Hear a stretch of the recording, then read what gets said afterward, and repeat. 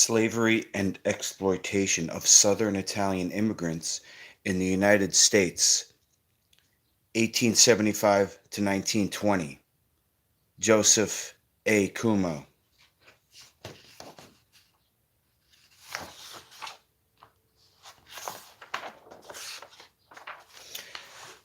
Introduction.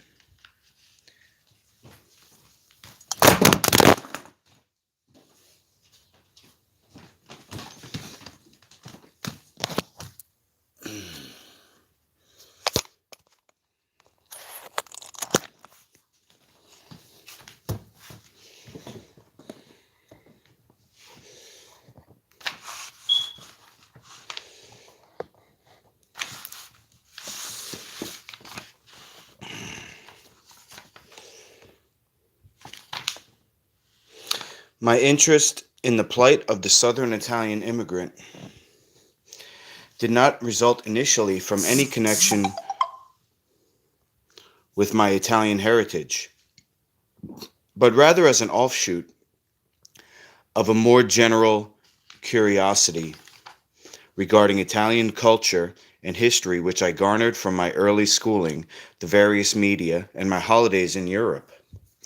My American born parents did not instill in us any appreciable affection for our Italian background, mainly because they fell victim to the propaganda and persuasive influence of the dominant WASP culture, which demanded from all immigrants conformity to their image of the American ideal: one American people, one American culture. Many of my parents' generation discarded what they were led to believe were negative aspects of their Italian heritage, those which didn't fit into the true American image. This indoctrination was passed to us, who were left with little information about and only a vague and shadowy connection to our distant Italian roots. It was my trips to Italy as an American tourist which finally awakened in me a sense of affinity and motivated a desire to recapture my lost heritage. Returning to college gave me opportunities to learn general aspects of Italian culture, European history, and a year of La Bella Lingua d'Italiana, and spurred an even further interest in my ancestry. An ethnicity course finally offered an opportunity to study Italy's greatest contribution to America: the millions of Italian immigrants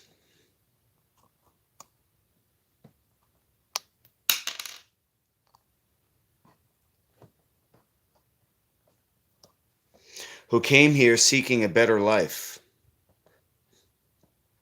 While researching information on the Italian immigrant saga, I discovered a chapter that has been virtually kept hidden from generations of all immigrant Americans: that many Europeans, especially Italians, experienced horrendous conditions, abuse and exploitation, even slavery and murder, instigated mostly by American greed and racism.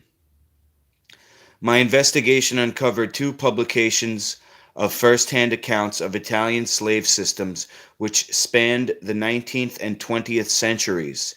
I discovered one, a magazine article in the Forum, entitled "Italian Immigrants and Their Enslavement."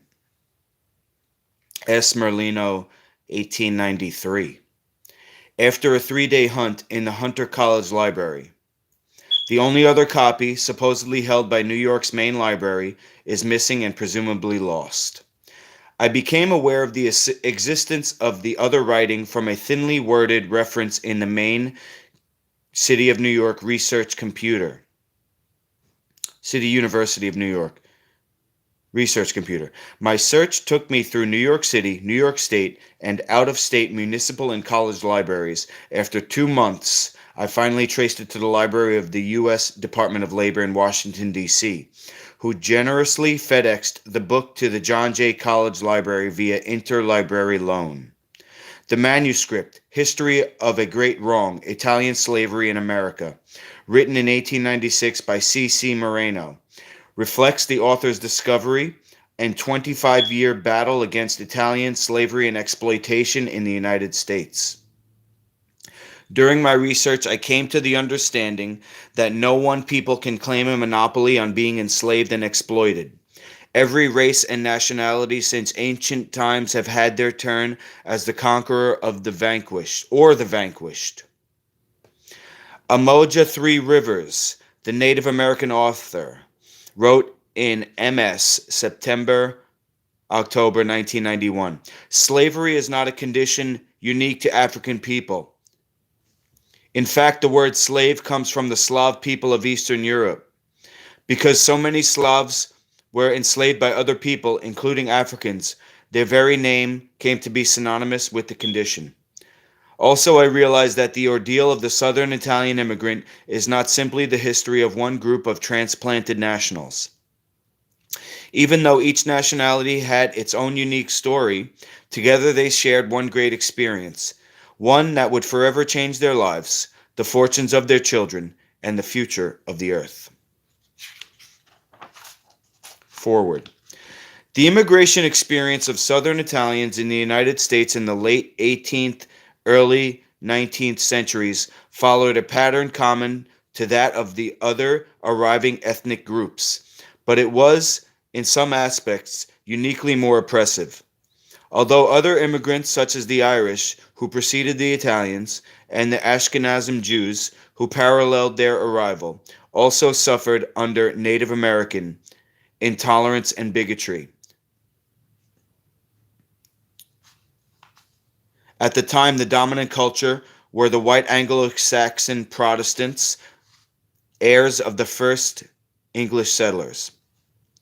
The Southern Italians were subjected to a racism that was previously only directed toward the recently freed African slaves.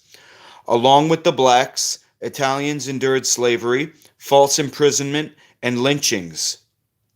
Scorned and exploited, they barely survived the intolerable living and working conditions they found in their adopted country. Those seeking to improve their lot were attacked and their homes invaded. They were beaten and murdered with impunity. Although sought after by government and big business as an unlimited source of cheap labor for the burgeoning American empire, they were not welcome in their new home. Why they left. Southern Italy, also called the Mezzogiorno. One of the most significant translations of this term is the land that time forgot. Comprised of the 6 provinces of Abruzzi, Apulia, Calabria, Campania, Luciano, and Sicily, supplied millions of these workers. 90% of those who came in the Great Flood of immigration from 1875 to 1920 were from areas south and east of Rome. These immigrants comprised skilled artisans, artists, and specialized merchants, but most were of the dispossessed agricultural and laboring class seeking relief from the burden of economic injustice and political repression. They inhabited the South's major cities, especially Naples, Palermo, Bari, Messina, Catania, and Salerno. Sicilians constituted 25% of that total number. The deplorable conditions confronted by Italian immigrants in America were certainly not alien to these people. They were merely a continuation of the suffering that had plagued them for generations in the old country. The population of the Mezzogiorno, by far the poorest in Italy, had survived a series of invasions, conquests, colonization, and foreign rule by a procession of foreign tribes and nations. From the ancient Phoenicians to the 19th century French Bourbons, the subjugation and subsequent hardships inflicted on the Southern Italians, the Meridionali, by foreign occupation, did not drive them from their homeland. However, it was betrayal by their own government. Oppression and exploitation by feudal landowners, widespread disease and natural disasters that drove millions of Meridionali to the shores of America. In 1861, the contadini, eager to drive out their Bourbon oppressors, joined the rebel forces of the famous Italian freedom fighter Giuseppe Garibaldi. Garibaldi, who once lived for a short time in Staten Island as a candle maker, was offered the rank of Major General and command of a Union army by President Lincoln during the Civil War. He would accept only under the condition that the United States government announced the abolition of slavery as the final aim of the war. Since Lincoln was not ready to proclaim this, Garibaldi declined the invitation and drove the French from the south and out of Italy. Besides freeing the Mezzogiorno from the foreign occupation, the defeat of the French finally allowed the northern Italian states to realize their centuries-old dream of Italian reunification, to return to the golden ages of Roman and Renaissance glory. The new government expected the Southerners to be willing participants in their grandiose plans. But this grandeur meant for the people of the Mezzogiorno a worse political and economic deal than that suffered under the Bourbons. Understanding the Southern mentality about as much as the French did, the new government at Turin misinterpreted the various rebellions by the Southern peasants against their many foreign conquerors, and the fierce passion displayed by the contadini, freedom fighters, as an indication that the Pisani desired reunification as much as they did. They didn't realize that all the Meridionali ever wanted was to be left alone. Unfortunately, under their new Piedmontese government, this was not to be. Northerners could not grasp the Mezzogiorno concept that put the importance of the family, la familia, ahead of all other considerations, including church and state. This put the Meridionali directly at odds with the majestic plans of the new northern government.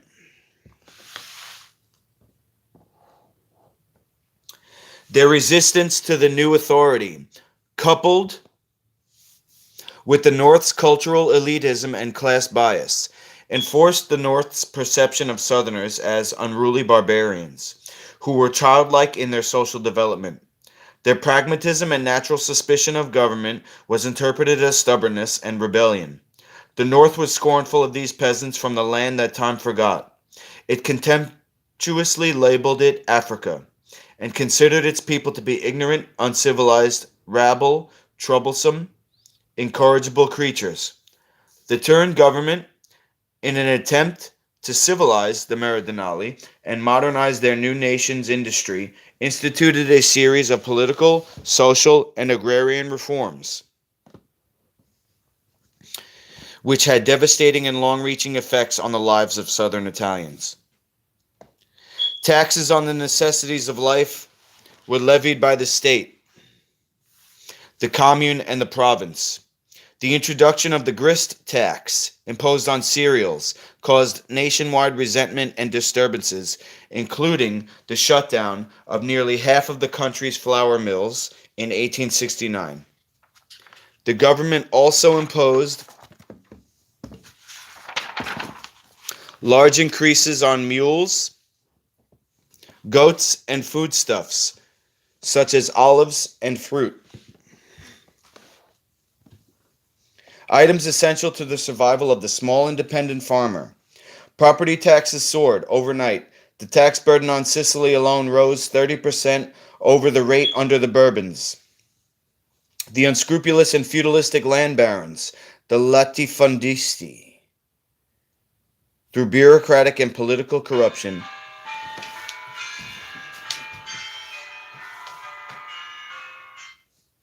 were able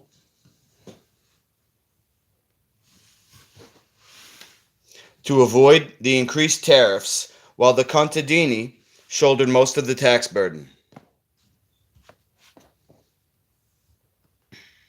To pay these taxes, the farmers had to seek out mortgages and loans, which were extended by these feudal landowners. Interest rates on these loans ranged from 400 to 1,000%, and eventually resulted in these contadini losing their farms to the land-hungry latifondisti. In 1871, Turin initiated a land reform in the South, confiscating large amounts of church property ostensibly to help the poor lay claim to some of its huge acreage. The attempt to do away with feudalism and to redistribute the huge landholdings of the church brought slight help to the rural masses. Huge blocks of land merely passed from ecclesiastical and feudal ownership to the control of speculators and absentee landlords. This forced the contadini into an exploitive sharecropping system, which steadily increased their indebtedness to the latifondisti. In addition, thousands of workers who had taken care of this church property were thrown out of work. By the turn of the century, the Italian government reported that a relatively handful of latifondisti owned almost 90% of the land in the south. In Sicily, less than 0.1% of the population owned outright 50% of all the land on the island. Then, to protect its northern industry, the government imposed high tariffs on southern goods, resulting in the closing of most of the factories in the Mezzogiorno, which had functioned under the free trade policy of the Bourbons. New business laws ruined the South's traditional textile manufacturing business, especially Sicily's silk industry, eliminating many more traditional jobs.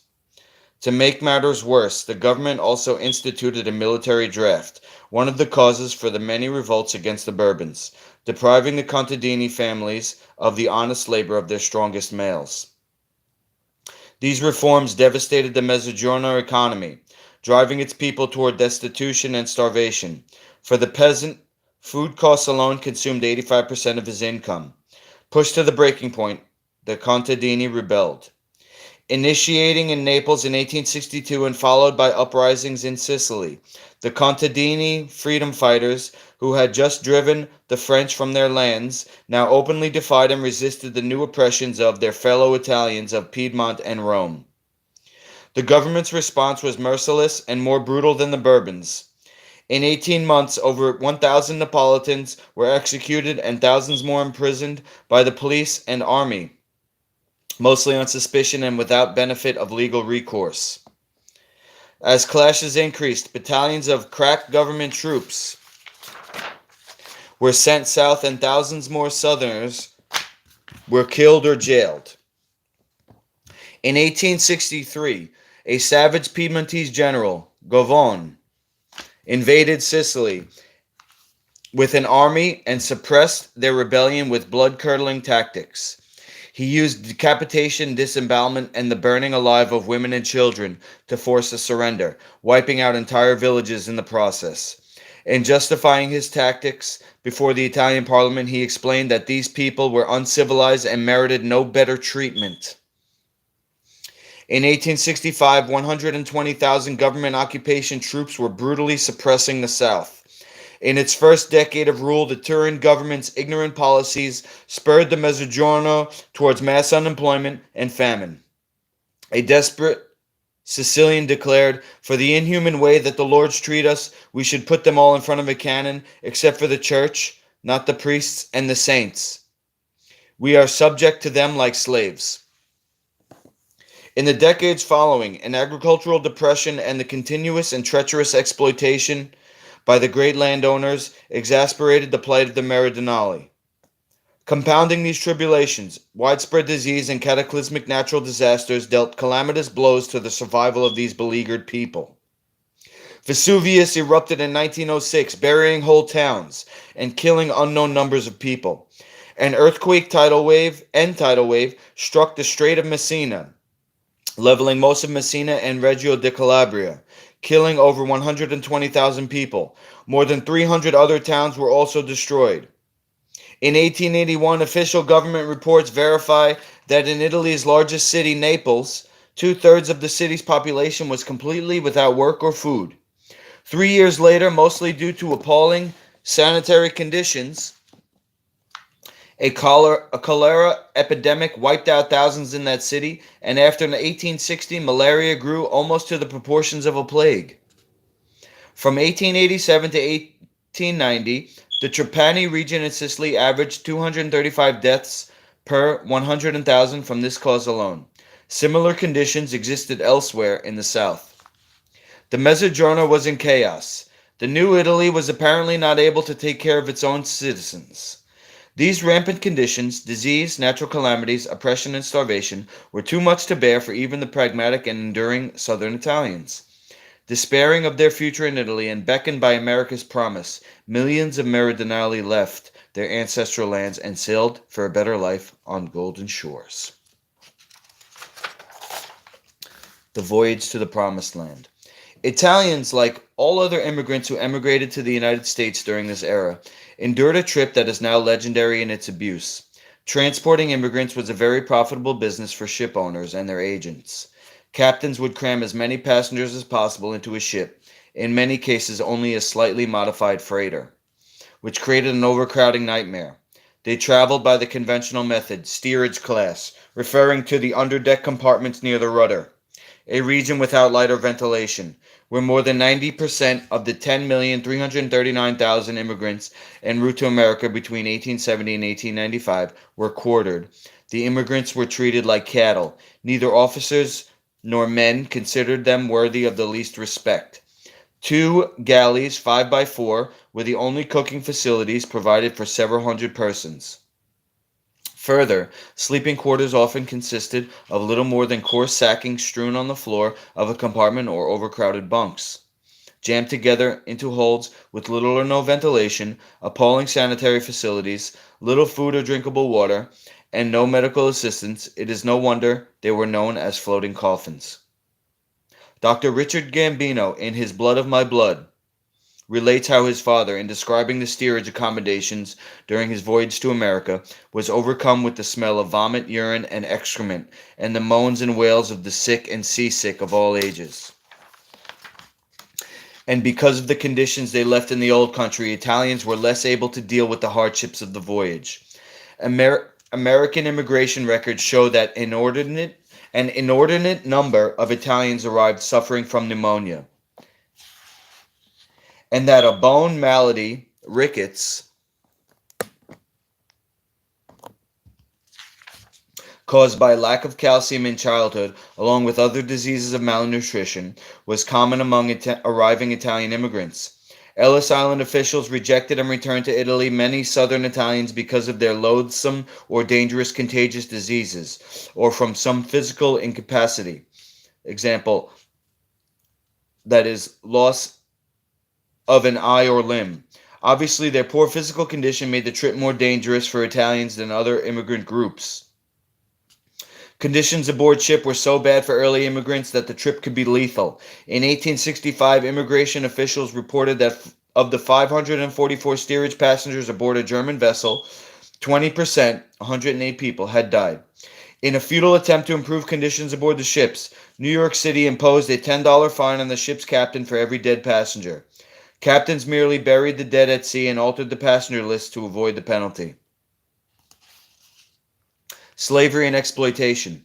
The first evidence of Italian slavery was uncovered in 1871 by Captain C.C. Moreno, a former member of the Italian Parliament, American businessman and philanthropist, when he found a squad of little Italian wandering street musicians, 2 boys and a girl from 7 to 8 years of age, crying and suffering from cold, hunger, and fear. On a cold February night in Washington, D.C., after taking them home, he discovered more of these waifs living in a most squalid-looking stable, boys and girls sleeping upon dirty straw full of vermin, covered in rags, guarded by 2 ferocious-looking Italians waiting for their little slaves to bring in their day's earnings. His further investigation revealed a system of slavery that provided thousands of like Italian children to such men all over the United States. In major cities like New York, Philadelphia, Baltimore, Pittsburgh, Chicago, and San Francisco. They were forced to wander all day through the streets, squares, alleys, bars, beer saloons, and other worse places, playing their instruments, singing as organ grinders, dancing girls, and beggars. If anyone returned without $1 in the evening, the delinquent would be whipped. Some were forced into crime in order to meet their money quotas set by their slave masters, called padrones. Moreno accused the Italian ambassador, his consul general, and their associates of complicity in arranging for the delivery of the children, who by 1873 were estimated at 17,000. The children would be taken from southern Italian families with the promise of care, education, and work. or merely kidnapped from their homes or Italian orphanages. They would then be illegally adopted by their padroni in return for payment to the middlemen, the Italian consul officials, who would hoodwink Ellis Island officials to pass them through immigration. In 1874, Moreno had persuaded Congress to pass the Moreno Bill, outlawing these activities, but it was not effective in stemming this lucrative practice. 10 years later, this slave trade had expanded to include thousands of men and women and more children, this time under a system of labor under contract. On February 27, 1886, Captain Moreno appeared before the United States Congress House Committee on Labor and testified that 80,000 men, women, and children were now held in abject slavery under this system. This insidious form of slavery stemmed from a combination of the immigrants' desperation to emigrate and a conspiracy of greed among American businesses, ship owners, the unscrupulous padroni, and the Italian government officials. Although many Europeans sought freedom and tolerance in American democracy, Southern Italians emigrated for more elemental needs: pane e lavoro, bread and work.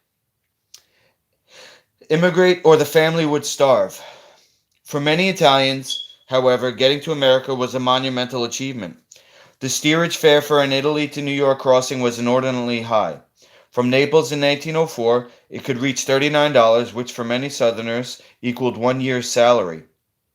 One of the only ways for the poverty-stricken Meridionali to manage the cost was to enter into a work contract with an American company.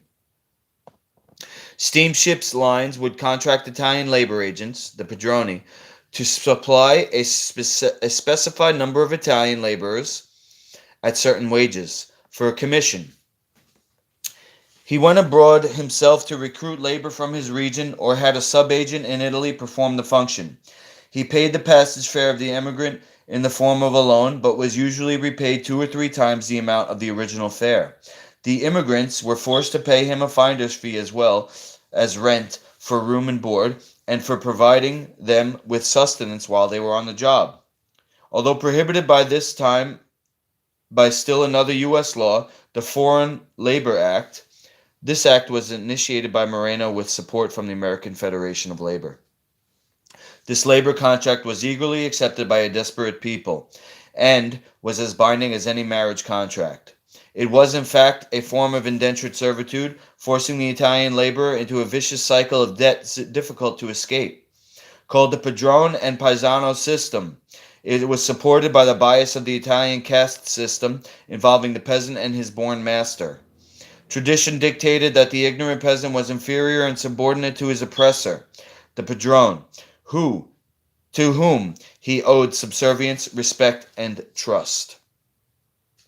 The Padron Opportunist, who fed off of the misery of his countrymen, might have been a bankrupt merchant, a common adventurer, or Italian fugitives who had either broken jail or run away for fear of arrest.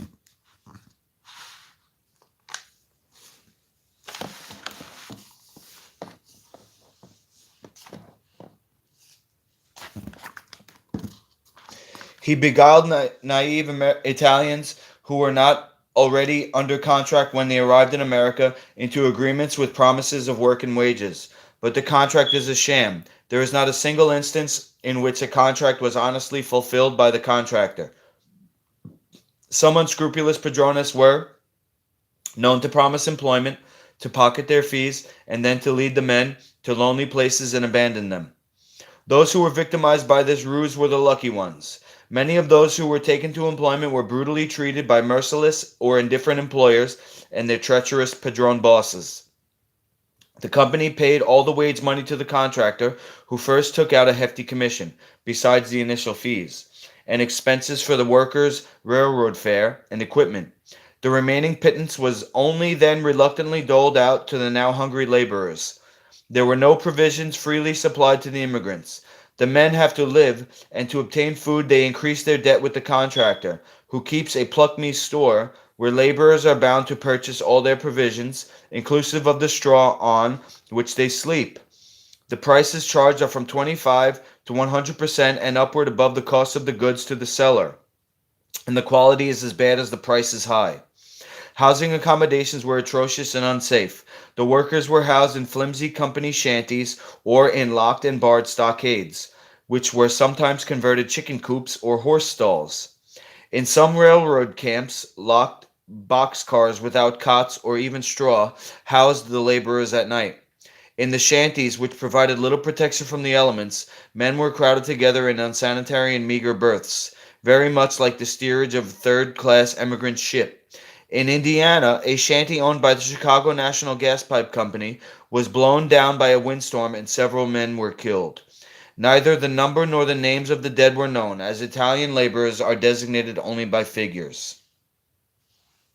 Some contractors absconded with the wages, or simply refused to pay the workers. The immigrants had no recourse to ever recover his hard-earned money to the system. He was a non-entity. S. Merlino, writing about their dilemma in the Forum in 1893, Italian Immigrants and Their Enslavement, the Forum Publishing Company, New York, relates the hopelessness encountered by the Italian immigrant who is caught in the snare of contract labor. The brutality of the contractors toward their subjects baffles description. The contractor is a strongly built, powerful man. He has acquired the habit of command, is well armed, protected by the authorities, supported by such of his employees as he chooses to favor, and, sad to say, by the people, who are hostile to the laborers. He often keeps guards armed with Winchester rifles to prevent his men from running away. His power has the essential characteristics of a government. He finds his men and beats and punishes them for any attempted resistance to his self-constituted authority. On Sunday he may either first force them to attend church or keep them at work. I have been told of contractors who taxed their men to make birthday presents to their wives. A feudal lord would not have expected more from his vassals. Also practiced was the peonage system, closely linked to the Padron and Pisano scheme, which existed throughout the country from New York to California. It flourished mainly in the Deep South, in railroad camps, sawmills, mines, and plantations. Companies seeking enormous profits enticed immigrants with promises of high wages and good accommodations. Whole shiploads of immigrants under contract were passed through Ellis Island en route to these camps. Company agents, taking $3 a head from southern firms, packed the unsuspecting laborers into guarded trains or ships and forwarded them south, often to desolate turpentine shills or isolated railroad camps. In Natives and Strangers, the authors explain the brutal reality of this system. Peonage was in many respects worse than slavery had been. Whereas in antebellum days, slaves had some monetary value, their illnesses and deaths resulted in pecuniary losses, peons required no investment and only minimal expenditures for food and shelter. Hence, they were kept only as long as they could toil and then dispensed with in a variety of notorious ways, including murder. The southern Italians, along with blacks and other unfortunate immigrants, eventually discovered that the bosses had charged more for transportation and had paid less wages than their contract called for, or that in their first week on the job they owed the commissary more than their first week's paycheck. And so they collapsed into the familiar pattern of debt as the boss demanded that they pay their charges before leaving their jobs. They became peons. The company's armed guards did not hesitate to threaten, maim, or shoot their charges. When laborers ran away, they were searched for with bloodhounds, and when caught, severely whipped, often chained, and then brought back. 60 Italians tried to quit work for the Spruce Pine Carolina Company, a railroad construction company. They claimed the work was misrepresented, food was scarce, and the dwellings were unheated, and they were forced to stay on the job by armed guards. When the Italians sought to set up a meeting time to discuss these conditions, but got instead a reception from a company posse, the outcome was 2 killed, 5 wounded, and 9 jailed, all Italians, for assault, battery, and conspiracy. In 1904, Attorney General William H. Moody, who prosecuted peonage cases in the South, accused local law enforcement officials of encouraging a crime which suspended the liberty of thousands of persons who are now being held in a condition of involuntary servitude, in many cases worse than slavery itself, by the unlawful acts of individuals, not only in violation of the 13th Amendment of the Constitution, but in violation of the law which we have here under consideration.